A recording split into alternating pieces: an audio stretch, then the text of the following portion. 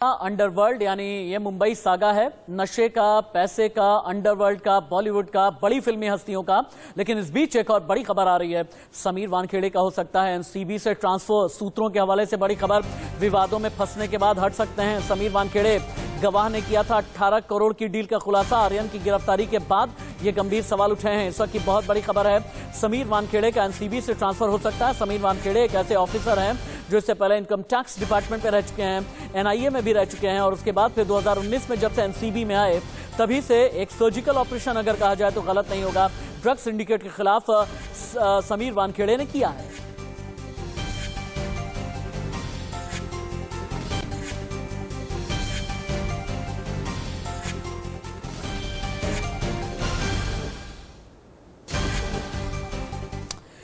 इन सभी खबरों के बीच आर्यन ड्रग केस में एनसीबी ने बहुत बड़ा खुलासा किया है। आर्यन और उसके दोस्तों ने डार्कनेट का इस्तेमाल किया, डार्कनेट से मंगाई हाइड्रोपोनिक वीड ड्रग्स। ये एनसीबी ने खुलासा किया है। यूरोप से मंगाते थे, अमेरिका से मंगाते थे ये हाइड्रोपोनिक वीड।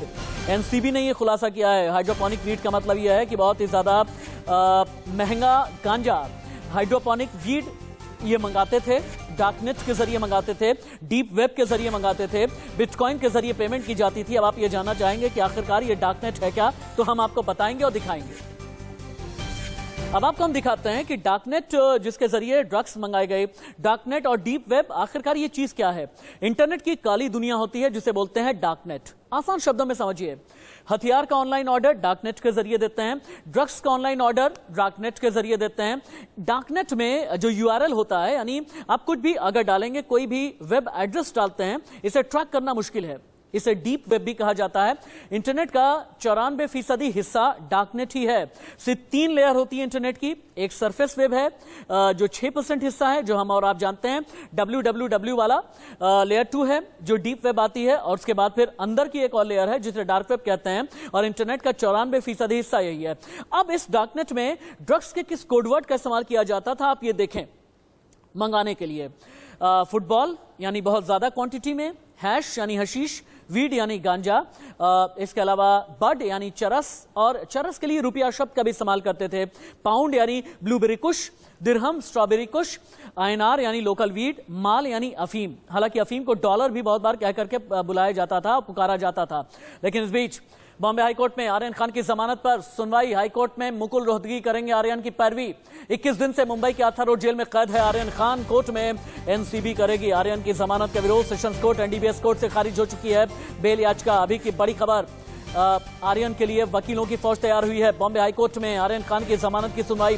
हाईकोर्ट में मुकुल रोहतगी करेंगे आर्यन की पैरवी। पहले मुकुल रोहतगी बड़े वकील तो हैं ही, और इसके अलावा सॉलिसिटर जनरल तक भी मुकुल रोहतगी रह चुके हैं। अब आपको हम ये दिखाते हैं कि आर्यन के लिए वकीलों की कितनी बड़ी फौज तैयार की गई है। इस फौज में मुकुल रोहतगी हैं, रूबी सिंह आहूजा हैं, संदीप कपूर हैं, अमित देसाई हैं इस फौज में। इसके अलावा जो वकीलों की है, सतीश मानशिंदे हैं, आनंदिनी फर्नांडिस हैं, रुस्तम मुल्ला हैं। यानी वकीलों की ये जो फौज आपको नजर आ रही है ना, मैं यहां आ जाता हूं तो यहां पर आपको सारे नाम नजर आएंगे। ये वकीलों की एक ऐसी फौज है जो तैयार की गई है आर्यन को बचाने के लिए, आर्यन को आगे भी प्रोटेक्ट करने के लिए, आर्यन को डिफेंड करने के लिए, ताकि प्रोसिक्यूटर की तरफ से, यानी एनसीबी की तरफ से, सरकारी वकील की तरफ से अगर आर्यन पर बड़े बड़े इल्जाम लगाए गए, और सबसे बड़ी बात यह है कि 35 पन्नों का एलिगेशन एनसीबी की तरफ से तैयार किया गया है, और इसी वजह से ये बड़े बड़े वकील आर्यन के लिए तैयार किए गए हैं। आर्यन के वकील ने दलील क्या तैयार की है, अब आप ये देखें। हम ब्रेक लें उससे पहले आप देखें, आर्यन के वकील ये कहने जा रहे हैं और बार बार कहते चले आ रहे हैं, ड्रग्स मिला नहीं आर्यन के पास से तो फिर फंसाया क्यों जा रहा है। ड्रग एडिक्ट आर्यन कभी रहे नहीं। मेहमान के तौर पर क्रूज पर गया, क्रूज के सीईओ को आपने पकड़ा नहीं, क्रूज मैनेजमेंट से आप सवाल नहीं करते, क्रूज का टिकट पॉकेट में मिला नहीं है, बोर्डिंग पास था नहीं, तो फिर आप किस बिना पर फंसा रहे हैं। व्हाट्सएप चैट, क्या व्हाट्सएप चैट सबूत है या फिर नहीं। धाराएं आपने जितनी लगाई हैं जमानती धाराएं हैं, कस्टडी की जरूरत नहीं थी, लेकिन आपने कस्टडी ली, एनसीबी ने कस्टडी ली, ड्रग्स खरीदा या बेचा नहीं गया, इसके कोई सबूत नहीं है, तो आर्यन खान की रिहाई होनी चाहिए। यानी जमानत के लिए यह मजबूत पैरोकारी है आर्यन के वकील की तरफ से। एक छोटे से ब्रेक के लिए यहां पर रुक रहे हैं, आप कहीं मत जाइएगा। आर्यन की जमानत पर 4 अलग अलग कंडीशंस क्या हैं, एक ब्रेक के बाद आपको दिखाएंगे हम।